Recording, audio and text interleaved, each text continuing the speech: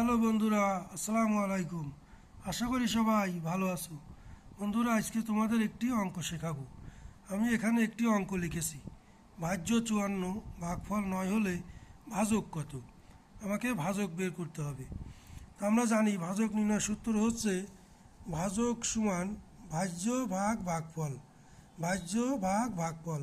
তো আমি এখানে ভাজ্য লিখছি 54, তো ভাজ্যর ঘরে 54 লিখছি, ভাগ এই ভাগ এবং ভাগফল করে 9 লিখছি, কারণ ভাগফল 9 দেয়া আছে। 9 দিয়ে 54কে ভাগ করেছি।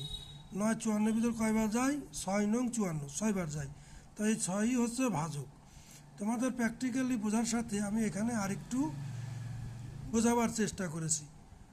এটা হচ্ছে ভাজ্য, এটা হচ্ছে ভাজক, এটা হচ্ছে ভাগফল।